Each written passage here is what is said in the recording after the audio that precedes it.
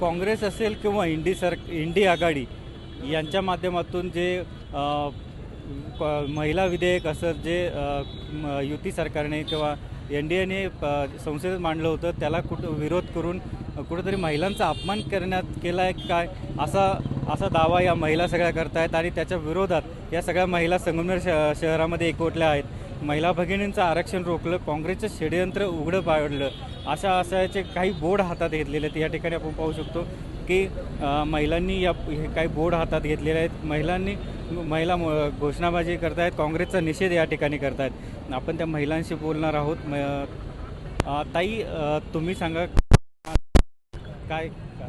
आम्ही आज इथे आलेलो आहोत की आता महाविकास आघाडीने 33% लोकसभा आणि विधानसभामध्ये 33% महिलांसाठी आरक्षणाची मागणी केली होती। कारण जे आपले पंतप्रधान आहे नरेंद्र मोदी साहेबांनी जे महिलांसाठी आणि नारी शक्तीसाठी ते सदैव तत्पर असतात, परंतु ह्या काँग्रेसने याला विरोध करून हा आमचा नारीचे आरक्षण त्यांनी थांबवलेला आहे। त्यासाठी आम्ही इथे एकत्रित येऊन बांगड्या फोडून त्याचा निषेध करत आहोत। तरी बांगड्या या ठिकाणी फोडल्या होत्या आणि बांगड्यासोबत आणल्या होत्या, बांगड्या फोडण्याचं कारण नारी शक्ती वंदनाद्वारे महिलांना 33% आरक्षण देण्याचा निर्णय आपल्या महायुती सरकारने घेतला होता, परंतु काँग्रेस आघाडीने यांना विरोध करून महिला नेतृत्वांना नाकारले। त्यामुळे आम्ही इथे येऊन तीव्र शब्दात महायुतीच्या वतीने त्यांचा जाहीर निषेध करत आहोत बांगड्या फोडून।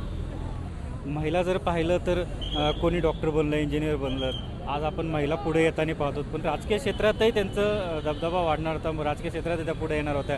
कुठेतरी हा विरोध करताना काँग्रेसने म्हणा किंवा इंडिया आघाडीने जो विरोध केला आहे ते कुठेतरी वाईट आहे का? काय वाटतं? नाही, नक्कीच ही गोष्ट अतिशय वाईट आहे।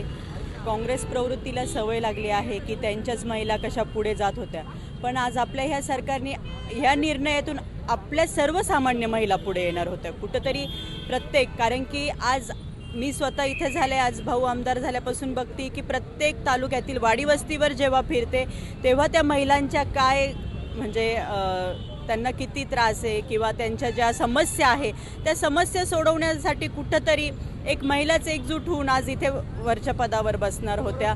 म्हणजे जेणेकरून तिथं एकजूट आपली असली तर खालून आपल्याला प्रत्येकाच्या अडीअडचणी असतील, म्हणजे सर्वसामान्यातली सामान्य महिलेला सुद्धा आज तिचा अधिकार भेटणार होता। कुठेतरी याला यांनी खोडा घातला, त्याबद्दल खरंच आम्ही सर्वजण जाहीर निषेध करत आहोत।